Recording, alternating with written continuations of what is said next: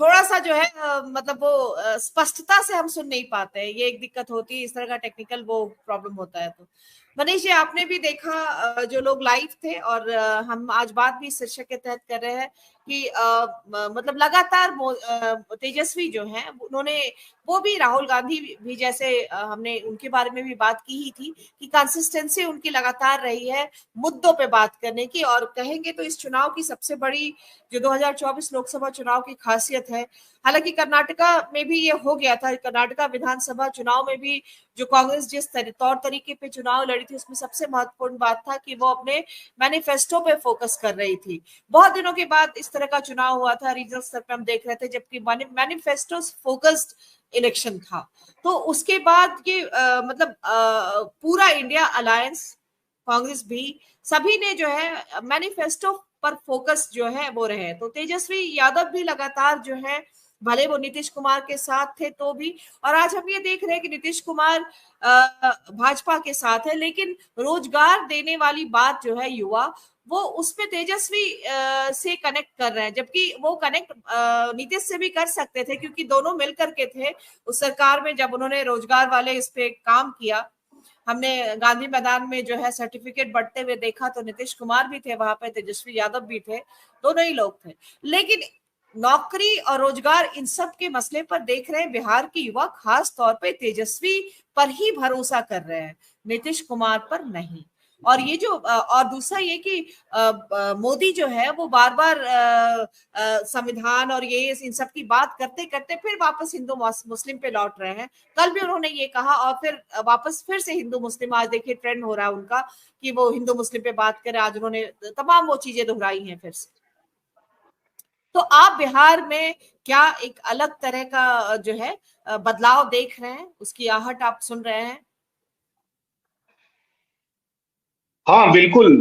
मैं तो बस आपसे ये कहना चाह रहा था, एक एक पहले मोटी बात ये कि देश में कुछ भी कोई बड़ा बदलाव की जो कोई आहट सबसे ज्यादा और सबसे पहले कहीं किसी भी दौर में सुनाई पड़ती है, तो वो हमेशा उसकी सबसे कह लीजिए उसकी जमीन हमेशा आमतौर पे बिहार बनती है। और इस चुनाव में भी अगर आप इस बात को देखें कि जो नीचे बदलाव हो रहा है, नीचे मुद्दे जो शिफ्ट हो रहे हैं, और जो भाजपा के एजेंडे विमर्श से बाहर हो रहे हैं, और विपक्ष के एजेंडे आप देखेंगे कि विमर्श के केंद्र में आ रहे हैं, तो उसकी सबसे ज्यादा तीखी ध्वनि आपको बिहार में देखने को मिलेगी। अभी जो ये संजीव जी जो कुछ साथियों से वो ले रहे थे, जब आप ये कह रहे हैं कि दलित समाज में, ओबीसी समाज में संविधान को लेकर के, आरक्षण को लेकर के चिंता बढ़ गई है, तो वो आपको आपको सबसे ज्यादा अगर कहीं देखनी हो तो वो चिंता बिहार में सबसे ज्यादा बड़ी है। अगर आप ये कह रहे हैं कि ओबीसी समाज में अगर ये अपने सुरक्षा को लेकर के, अपने संविधान को लेकर के संकट बढ़ा है, तो सोचने की प्रक्रिया बदली है उनकी, मोदी भय पैदा कर रहे हैं, तो इसका सबसे ज्यादा आपको जो है, आपको सबसे बड़ी ज्यादा ध्वनि आपको बिहार में सुनाई पड़ेगी। तो एक तो मुझको लगता है कि राष्ट्रीय स्तर पे जो चीजें हो रही हैं, उसका सेंटर बनने जा रहा है बिहार, और बिहार में बड़ा बदलाव होने जा रहा है। मैंने हिंदी हिंदी प्रदेशों में सबसे ज्यादा कहीं कोई बड़ा परिवर्तन होने जा रहा है, वो परिवर्तन मोदी के खिलाफ जो होने जा रहा है, उसका निश्चित तौर पे सेंटर जो है बिहार बनने जा रहा है। एक तो मैं ये आपको कहना चाहता हूँ, उसमें कुछ दो तीन चीज बातें। एक बात तो ये है कि इधर मैं देखा हूं कि अखिल भारतीय स्तर पे दो नेताओं के छवि में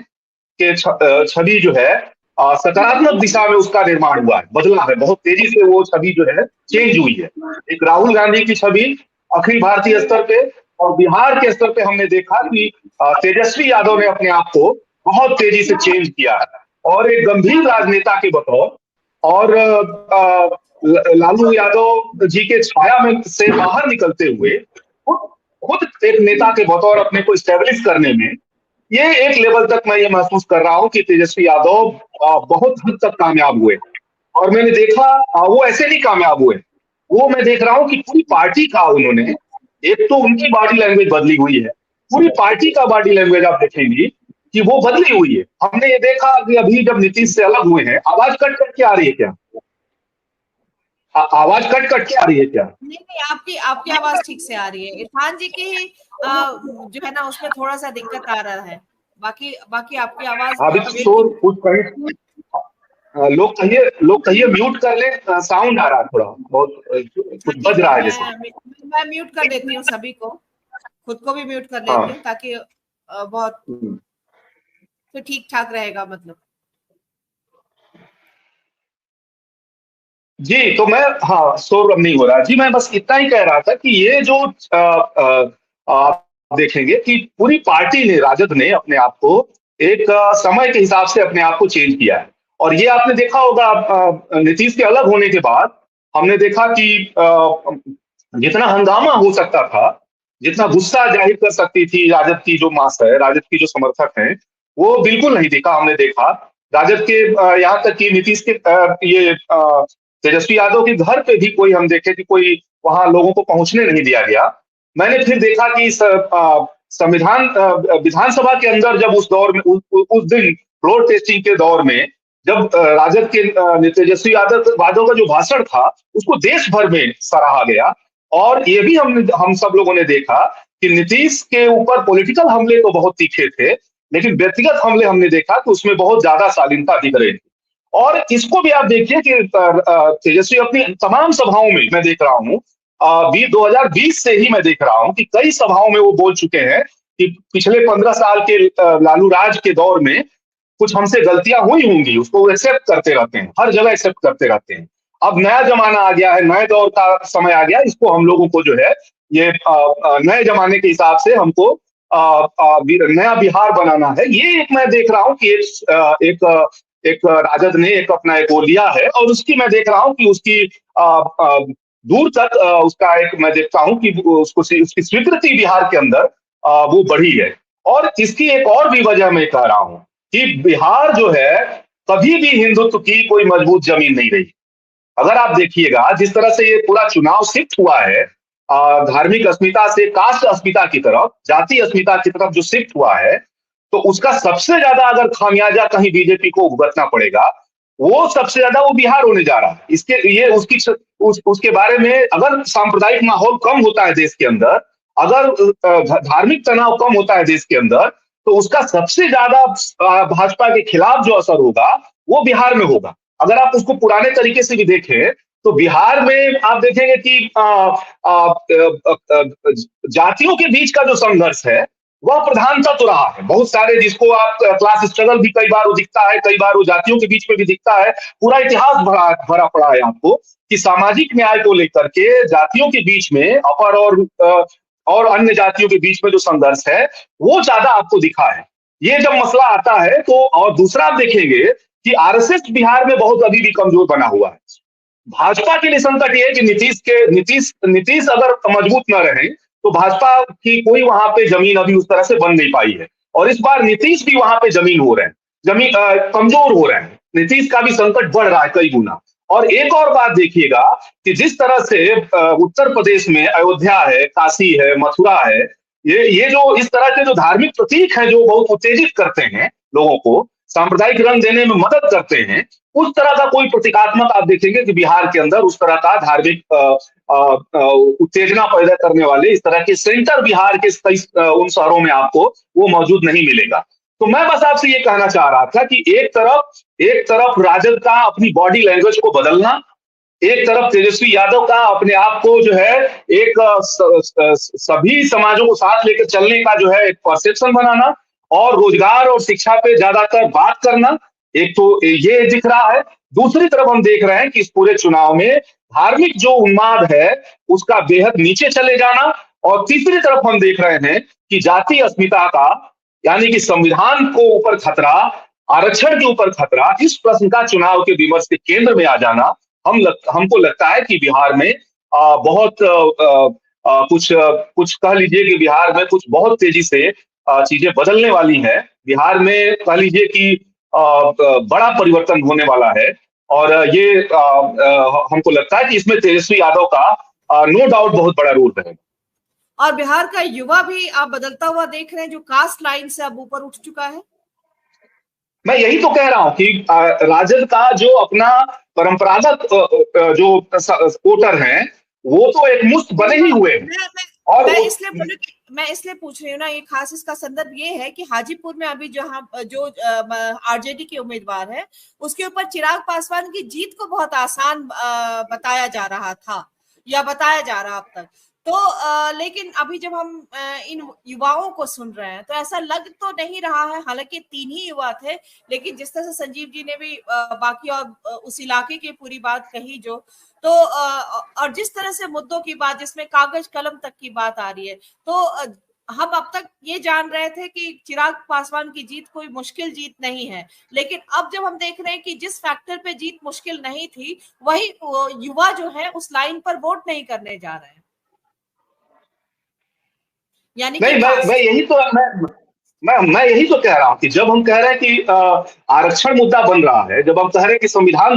मुद्दा बन रहा है, तो असल में वो सामाजिक न्याय मुद्दा बन रहा है। जब इस पे आप बात कर रहे हैं, तो सामाजिक न्याय के दायरे के जो जो हिस्सा है, उसको उसको अपने रोजगार की चिंता हो रही है। सामाजिक न्याय उसके लिए रोजगार है, सामाजिक न्याय उसके लिए बेहतर शिक्षा है। और ये जो सवाल है, और ये उसको लग रहा है कि जितना भी हमको रोजगार मिलता था, जितनी भी हमको शिक्षा मिलती थी, ये अगर आरक्षण छीन गया, अगर ये संविधान खत्म हो गया, तो उतना भी रोजगार और शिक्षा से हम आने वाले समय में और ज्यादा वंचित हो जाएंगे। और इसलिए मैं आप देखिएगा कि एक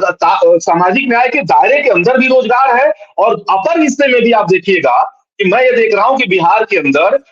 जो भाजपा का वोटर है, जो अपर हिस्से वाला जो वोटर है, वो बहुत पैसिव हो गया है। वो दौड़ना भागना बंद कर दिया है, वो बदल नहीं रहा है। वो बीजेपी को के खिलाफ चला गया, ये नहीं मैं कह रहा हूं, लेकिन वहां जो महंगाई है, रोजगार है और ये सब जो चिंता है, उसके चलते अपर हिस्से में भी मैं देख रहा हूं कि वो सुस्त पड़ा हुआ है, चुनाव में वो गति में नहीं है, वो भाजपा के लिए दौड़ भाग नहीं रहा है। और राजद की अपील वहां तक भी जाने लगी है। पिछड़े दलित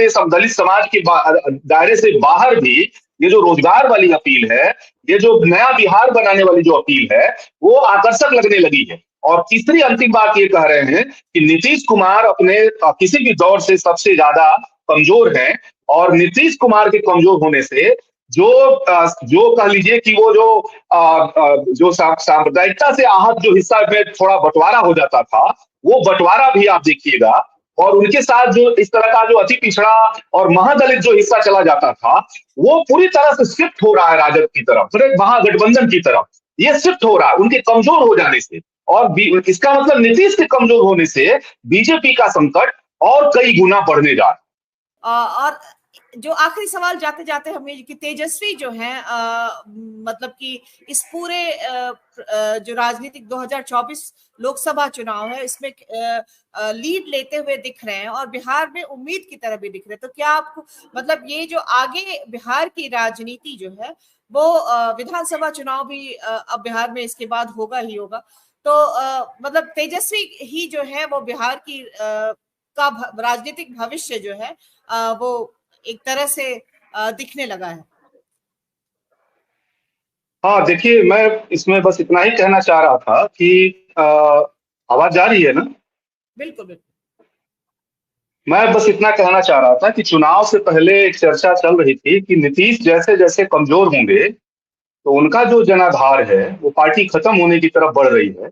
तो उनका जनाधार कहाँ कहाँ शिफ्ट होगा। वो बीजेपी की तरफ भी शिफ्ट हो सकता है, वो राजद की तरफ भी शिफ्ट हो सकता है, वो अन्य वहाँ जो राजनीतिक धाराएं हैं उनके साथ भी शिफ्ट हो सकता है। ये डिबेट उस समय चल रही थी, ये सिचुएशन चल रही थी कि खास समय जाने के बाद ये पार्टी नीतीश कुमार के बेहद कमजोर हो जाने के चलते और उसका भविष्य बहुत नहीं रह गया, ये चीजें बदलने जा रही। और ये अभी अभी बात हो रही थी कि आने वाले समय में होगा, लेकिन अभी जिस तरह से बिहार के अंदर और पूरे देश के अंदर सामाजिक न्याय का जो प्रश्न है, संविधान का जो प्रश्न है, वो जो प्रश्न है इतनी ताकतवर तरीके से सामने आ गया है कि इसी चुनाव में हमको लग रहा है कि नीतीश न केवल बेहद कमजोर होंगे, बल्कि नीतीश के चलते बीजेपी पर भी बहुत बड़ा संकट आने वाला है। और चूंकि उसकी अपनी जमीन नहीं है, और यहाँ पे मनीष जी मनीष जी थोड़ा और समझना चाहेंगे, क्योंकि देखिए बार बार ये अभी भी बात आने लगी है नीतीश जी को लेकर के, मतलब वो बीजेपी में है लेकिन है कि नहीं है ये पता नहीं लग रहा। पिछले हफ्ते भर से अगर आप देखते हैं डेवलपमेंट पूरे बिहार में, अब जबकि कल तेजस्वी का बयान भी आया कि मतलब मैं चाचा के अनुसार ही चल रहा हूँ, या मतलब उन्हीं की राजनीति जो है वो आगे बढ़ा रहे हैं। और दूसरा ये कि नीतीश ने जो काम किया है वो मतलब ठीक है, उनकी राजनीति में जो पलटने की जो चीजें हैं वो बात हटा देने के बाद, लेकिन जो राजनीति उन्होंने की है बड़े स्तर पे जो है उस एक श्रेय भी है, मतलब उनकी राजनीति में बहुत कुछ हासिल भी है। ऐसा नहीं है कि नेगेटिव है, मतलब नेगेटिव कम है, बल्कि हासिल बहुत सारा है नीतीश कुमार का। तो ये चीज भी है, यानी कि उनके योगदान को नहीं कम आंका जा सकता, भले ही वो पलटी मारते रहे। और अभी पिछले कुछ दिनों में ये चीजें फिर से उनको लेकर के एक अलग तरह की चीज जो है वो सामने आई है, जिसमें स्वीकार्यता उनका जो स्टैंड है उसको लेके भले ही वो हो, लेकिन उनकी स्वीकार्यता अभी भी मतलब उसी तरह से जैसे है। ना हम तेजस्वी को कड़वा होते हुए देख रहे हैं, ना बेअदबी करते हुए देख रहे हैं, ना लालू जी को, ना ही आरजेडी में बड़े स्तर पर। नहीं, मैं यही तो कह रहा हूं आपसे कि बेसिकली पिछले कुछ दिनों से सार्वजनिक जगहों पे जिस तरह से नीतीश कुमार दिखाए जा रहे हैं या दिख रहे हैं भाजपा के साथ, और उससे लग रहा है, उससे एक बात चली गई है मास में कि नीतीश कुमार को टेक ओवर कर लिया गया है। संघ भाजपा ने, मोदी ने उनको टेक ओवर कर लिया है और उनको कंट्रोल कर लिया है। और ये इस रूप में भी जाने लगा है कि बिहार को कंट्रोल करने की कोशिश हो रही है बीजेपी की तरफ से, आरएसएस की तरफ से। ये जो मैसेज है, तो पूरा नीतीश का जो समर्थन, और इधर राजद की तरफ से बेहद नरम व्यवहार नीतीश को लेकर के किया जा रहा है। बेहद बिल्कुल तल्खी नहीं दिखाई जा रही है, बल्कि बिल्कुल उनके साथ एक सिंपैथी और उनके साथ सम्मान और उनके साथ गहरा चाचा का रिश्ता और भावनात्मक अपील, और वो बीमार हो गए हैं और बीजेपी जो है उनका नाजायज फायदा उठा रही है, ये सब बातें खुद लालू यादव जी ने भी इस बात को बोला। तो ये जो दोनों मिला करके हम ये कहना चाह रहे हैं, फिर से कहना चाह रहे हैं कि जो चुनाव से पहले ये लग रहा था कि ये कहां जाएगी वोटर्स जो है नीतीश के, अगर वो बेहद कमजोर होंगे, तो अब दिखने लगा है कि ये पूरी तरह से इसका बड़ा हिस्सा, आप समझ लीजिए, वो अति पिछड़ा हिस्सा, वो महादलित हिस्सा और वो माइनॉरिटी के बीच में भी जो नीतीश थे, उसका एक बड़ा हिस्सा आप समझिए कि गठबंधन की तरफ शिफ्ट होने जा रहा है। और जाहिर सी बात है उसका बड़ा हिस्सा राजद की तरफ शिफ्ट होने जा रहा है। अन्य कांग्रेस भी वहां है, लेफ्ट भी है, वो सब तरफ चीजें जाएंगी। लेकिन जाहिर सी बात है कि वहां अभी प्रोमिनेंट लीडर के बतौर राजद जो है तेजस्वी यादव उभर के सामने आए हैं, तो उसका बड़ा फायदा उनको होने जा रहा है अगर उसको देखें तो। और अगर उसको समग्रता में देखें तो गठबंधन के लिए बड़ा माइलेज इससे मिलने जा रहा है। और बीजेपी पहले किसी समय के बनिस्पत बहुत ज्यादा कमजोर होकर के इस बार चुनाव में बिहार में आने जा रही है। और इसलिए मैं आपसे फिर कहना चाह रहा हूं कि उत्तर भारत में सबसे बड़ा झटका बिहार में बीजेपी को लगने जा रहा है। जी, और नीतीश, जेडीयू के साथ एक दिक्कत ये भी हुई है कि जो दूसरी पीढ़ी के नेता हैं, जैसे कि लालू जी के बाद तेजस्वी जिस तरह से तैयार हुए हैं, तो उस तरह से जेडीयू में दूसरी पीढ़ी का कोई नेता भी नहीं तैयार हुआ, जो कि मतलब कमजोर नीतीश की जगह पे जिसको आगे भी बढ़ाने की कोशिश की, वो मतलब उस तरह से बाद में वो उभर नहीं सके हैं, खासतौर पे अपनी राजनीतिक बयानबाजी और जिस तरह से उन्होंने कहा, और इनफैक्ट उन्होंने कमजोरी करने की कोशिश की है। नहीं, देखिए इसमें मसला क्या है? मसला ये कि कोई राजनीतिक दिशा ही नहीं रह गई है। उनकी जो सेकेंड रैंक है, उनका जो पूरी लीडरशिप है, उनका जो समर्थक आधार है, नीतीश जी ने बार बार अपनी दिशा बदलते हुए वो अपनी पूरी पार्टी को ही कंफ्यूज कर दिया है। उसका कोई पॉलिटिकल ओरिएंटेशन नहीं रह गया है। एक दिशाहीनता जो है उसका सेंट्रल पॉइंट बना हुआ है नीतीश कुमार की पार्टी का। और इसलिए उसका खत्म होना ये स्वाभाविक है कि उसको खत्म ही होना है, और उसी दिशा में वो पार्टी बढ़ रही है।